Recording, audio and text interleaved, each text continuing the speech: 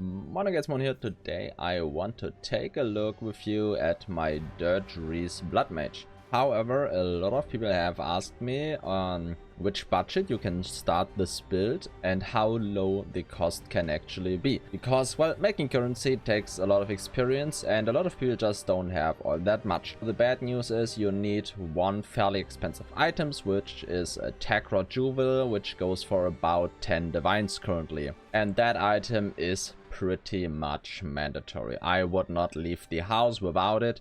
It's just way too good. What it does is that it increases our life regen by the amount of life we have lost in the past 8 seconds, so that when we are casting, we are gaining more and more life regen and hitting like 2k here now, and on a higher version hitting like 10, 15, 20k. It's just way too good not to have it. However, to show you how the build works on a lower budget, I have taken out a whole lot of items in my own shop that just didn't sell. Most of these have been between 5 chaos or 5 exalteds and like 15 chaos at most.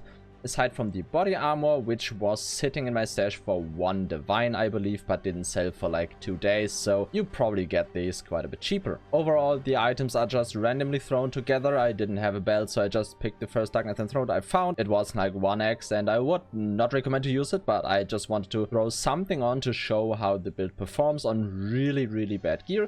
This is a tier 15 map with 70% increased monster life, and also in the setup I do not have enough spirit for my cast on crit setup, so we're playing without it. You see, the general clear is fairly fine, and I have to say I did not swap out all my jewels, but I did take out my megalomaniac, and I spec'd into like, I don't know, 100 in dex just to take down my intelligence further. It's at 650 right now, because some of my jewels are pretty good and have stuff like increased intelligence and a corrupted resistance or something like that, and to make up for that I just, well, worsened my tree. Also, one final note before really taking a look at the map is that I am playing this character together with a support. So this is the solo variant that performs a lot worse than with the support and still performs very good. For example, there are some changes I would make if I would not play with a support, like having a second weapon for using the staff setup for single target, which most people do, just to have the area that gives more damage. Though if you're not running with mana, which you can do, there are very potent mana stacking variants as well. I just wanted to show the general start of my version, really. So I'm running the blood magic version here, and you can just go with mana and just don't have to travel all that far down here. Just put these points into Sanguine Ritual and the Arcane for Arcane Search for life regeneration. Very strong as well. And then you just go for Mind Over Matter as well, which is very strong because you don't really use your mana and just run life tap. One thing I have to say is I do consider 6 link very budget right now, because 6 links go for like 20x, so I did not take out my 6 links, but there really aren't all the expensive gems in there. So as you can see, the clear is pretty fine, and we are on very low budget. For the rituals, we can do like 1 or 2, and then I show the difference when you, well, make some gear upgrades really. So let's quickly get to a ritual here, wherever one is. And after that we are taking a look at the gear. The ritual clear will probably not be like the best, because as I said, it's a high HP map. We don't have great damage here, but it's working out. And yeah, it's, as I said, very low budget. On this you can farm up for better gear and generally just get the character into a strong position. When we now take a look what we can actually achieve with some upgrades and pick on some of the gear I am wearing on my character right now, we can see the vast difference. The first thing I want to show is the difference with an amulet. This amulet is pretty good, however not absolutely insane. It does have a bricked prefix modifier, but the suffixes are pretty good. We have intelligence, we have all attributes, increase intelligence. You can drop the increase intelligence and just go for the others. I would recommend to have some spirit, and instead of the global defense, maybe just increases to energy shield. Here we won't be resistance capped anymore. So I probably just swap around a couple of resistances to get lightning in, and then the second upgrade should be the Wrathpith Globe, which will then increase your damage by a lot. Now we really aren't resistance capped anymore, but that doesn't matter too much. We now have, this one is pretty well divined, but you can get for another 10 divines a Wrathpith Globe, which just enhances the build by so much that I would say that after the Tech Rod, your next big upgrade should be the Wrathpith Globe, and after that you can get the rest. Now we do one ritual here now with just the Wrathpith Globe damage increase, which we see already is a significant difference. Like the rares suddenly are, well, kind of exploding. We have like 100 intelligence more. On the very end game setup, I have like 150 intelligence more than this, I do think. And now we can take a look what happens if we take out Blasphemy and instead use Cast on Crit. We can also activate Withering Presence, though it is not necessary, but Cast on Crit puts the build to another level. However, what I do have to say is that Cast on Crit is really good when you have a plus level to Cult want, because what you definitely want when you're swapping to the Cast on Crit setup is the whatever it's called, let's take a look, Ateloi's Bloodletting, because it gives 2% of damage as extra physical damage per 10 life cost. Our Comet here is at 1.3k life cost, which is fairly moderate. However, when you have a plus cool level skill, this goes to like 2.5k and we gain way more damage. I show the difference just in tooltip damage when we are back in the hideout, and I swap onto my actual gear and you can see some of this stuff in the end game. But this is just what I wanted to show, how the build performs on very low end gear. And you can see the comets do a lot of work, even though we don't have great support for the comets yet. But you can see it's like a very high difference. This is about 10 to 15 divines higher, so about the 25 divines gear range. Okay, so let's take a look what happens when we put on an actually good weapon. This one is a very good weapon. I worked on quite a bit. It has +7 to levels, so this is very much overkill. But we can take a look at the difference in different aspects. Like somewhere I do have a lower weapon, I do believe. Like this one already is a lot better and sits at 1 divine currently in my stash. So here we can see, though this will not increase the, what's called the level, but already increases the damage from 45k to 60k, so just some small increases, and we don't get any hidden modifiers like cast speed or anything, so this is just straight up about 50% more damage for just 1 divine. The thing is that intelligence ones are very cheap and you can get these basically for free. Now when we compare this to my actual endgame one, which is a huge increase, we see it goes from 60k to 200k. This is because the life cost also goes to 2.3k, so we are getting way more base damage and a way higher increased damage, or damage as extra, which is just a very big difference, and well, adds up very quickly.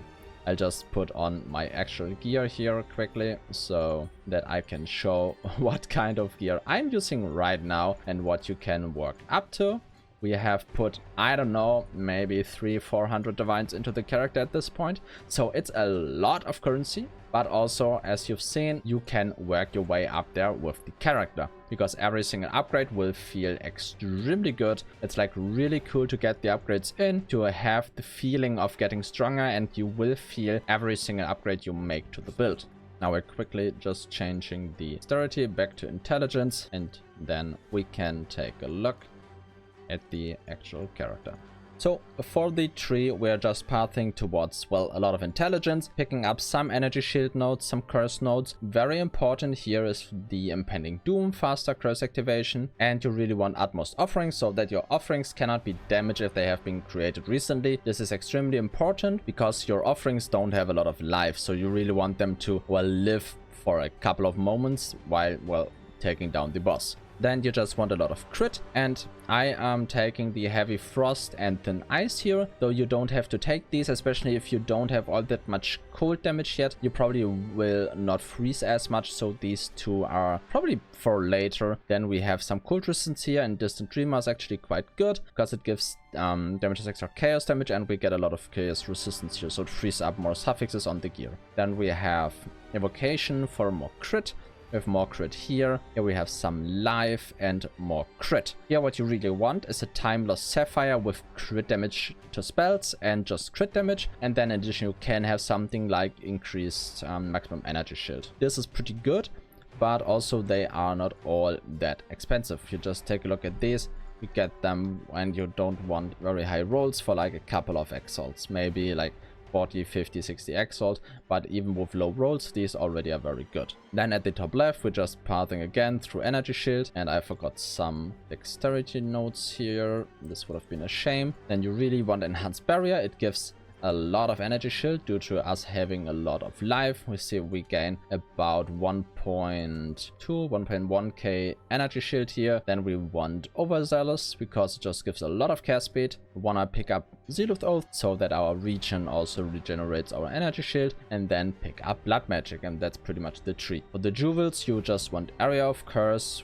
crit chance or crit damage for spells, and Energy Shield is nice. Maximum Energy Shield would be the best, and then you can try to go for increased intelligence. It's not that hard to hit, but it can take a couple of tries, and these jewels are worth, I'd say, about 60 to 100x if you craft them yourself per jewel. Then also I'm running a Megalomaniac, though you don't really have to use it, just use another of your rare jewels. They are not incredibly much more broken, except you have an insanely strong Megalomaniac. Mine is pretty decent because it gives increased cast speed if we have crit recently, and dizzying hits, which gives this note here, which also is in the range of our Timeless Sapphire, so we don't only get the dizzying hits, we do also get crit damage bonus and crit spell damage bonus. So it's just a very nice node within the area to get one more instance of the Time Lost Sapphire. For the gear, really what you're looking for is a lot of intelligence. Then I'm running the Series Equities because the Comet is not really sustainable without it,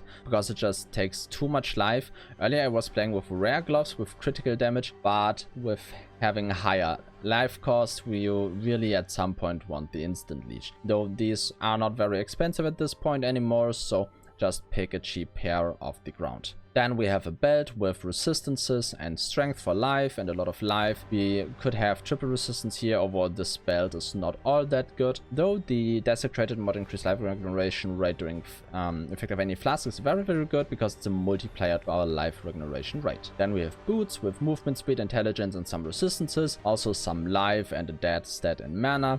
These really need an upgrade, but we were putting a lot of divines into our support build, so that, yeah, these still need some upgrades at some point. Then, as I've shown, the wand, you can get something somewhat similar with +4 instead of +5, and then just go with like 2 extra damages.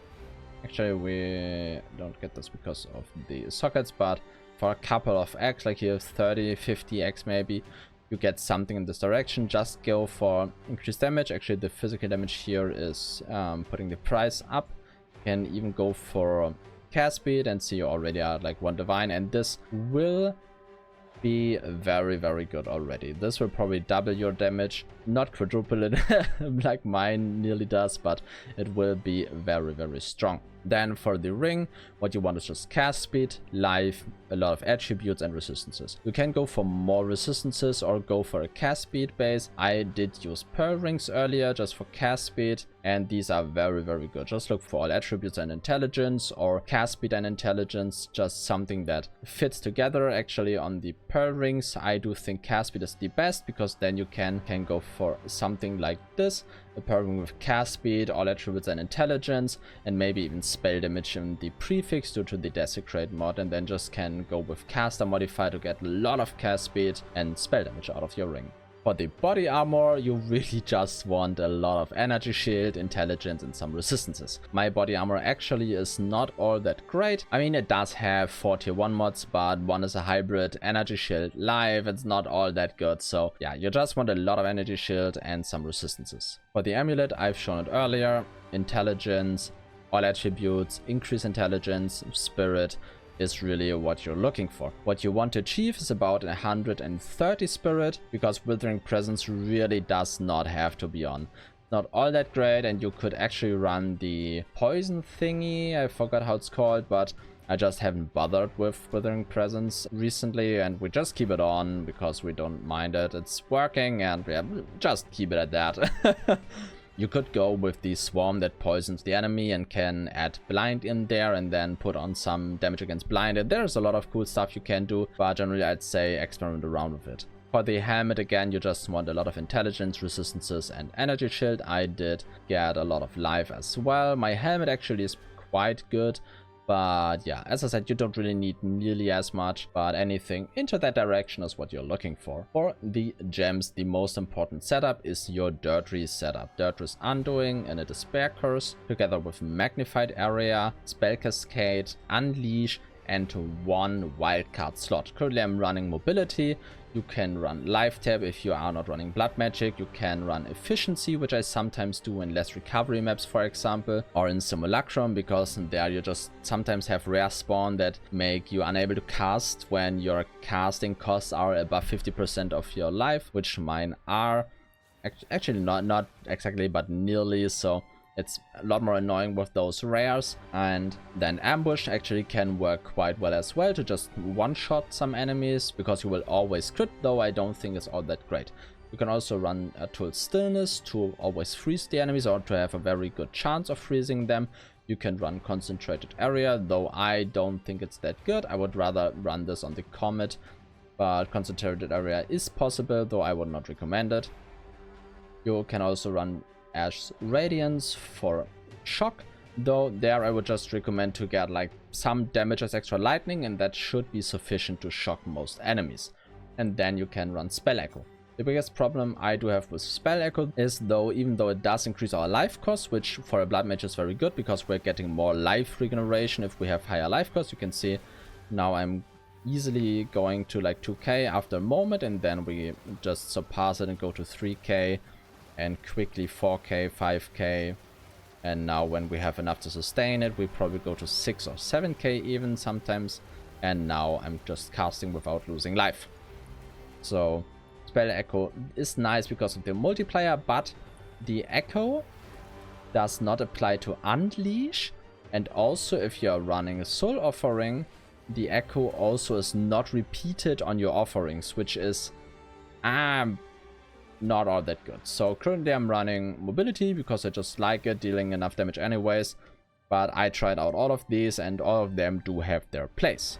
One more that is quite interesting is Piety's Mercy. This one says that supported skills cannot kill enemies with hits, but you still applying ailments and critting them, which means that while you cannot kill them, you will have a lot more cast on crit triggers with Piety's Mercy during clear. I just test around with it and see how it feels. I'm not the biggest fan of it, but it might be quite good and it might suit your playstyle. I'm seeing a lot of people play with it.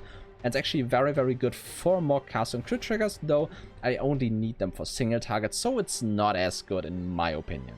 Then we have Elemental Weakness together with Decaying Hex, Cursed Ground, Chaotic Freeze, Prolonged Duration, and Doedres Allure.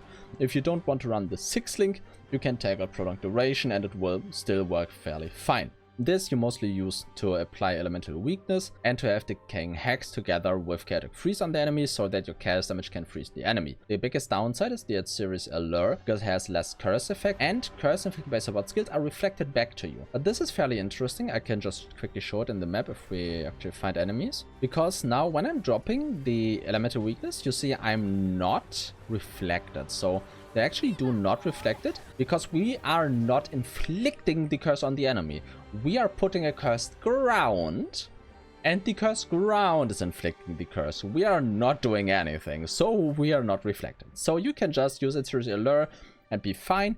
Earlier the version used vulnerability because we were scared by the elemental weakness reflect, but we're just not affected by it, so just pick on at Serious Allure and it's fine. Withering Prince with Chaos Mastery and Prolonged Duration, but you don't necessarily need this, but it still is nice, because well, the more damage you deal with your Doedres, the more cast on crit proxy you're getting. Then we have cast on crit with Comet, Embiter, Boundless Energy, and Spell Cascade, and Artillery's Bloodlet. I would really recommend that if you are running Comet, get Artillery's Bloodletting. It's quite expensive, but it definitely is worth it. About 700 exalts right now, that's like 3 divines, but it's like an insane damage increase. I can see that when we're running Comet 280k, 70k. So yeah, you really want to use it. It quadruples your damage. So don't sleep on this. Please use it. It's just way too good not to have it. Then we have the Sculpted Clerics together with Brutus Brain, so they just don't randomly die, Minion Mastery and Sacrificial Lamp, so that our Soul Offering is targeting them easily. Then we have Soul Offering with Kulimax Dominion, Dance Macabre, Prolonged Duration, and Sacrificial Offering. So the idea behind this is that with the offerings and the Kulimax Dominion, well, all of our spells that are targeted into an area are repeated at the offerings, which is extremely strong. I made a separate video about that. Check it out. It's very strong tech. Just increases your single target by insane amounts. Then we have the Blasphemy with Temporal Chains, Slow Potency, Ritualistic Curse, and Magnified Area. If you're able to, you can disable Withering Presence and get some more spirit to run Blasphemy also. I'm not running Blasphemy anymore because, well, my support is running Blasphemy, so I don't have a reason to use it. But it's very nice to have slower enemies, and it's really nice, especially when you're at a lower gear point, that the enemies just are not as dangerous. But that's it for today. I wanted to just showcase the general idea of the build and the overall setups. There are so many different variations out there that I would really recommend to try around what fits your playstyle best. There are very cool mind over meta variations as well, mana stacking, Archmage with Scepter. There are just so many options to the build. And yeah, if there are any questions you're having, feel free to drop them down in the comments. Subscribe to the channel if you want to see more. And within the next videos, I will focus more on how we've built this character in combination with the support, because these characters work very well together. And if you have a maid that you want to play together with, these are very cool builds that function together, enhance each other, and just work very well. So I say thanks for watching and see you in the next one.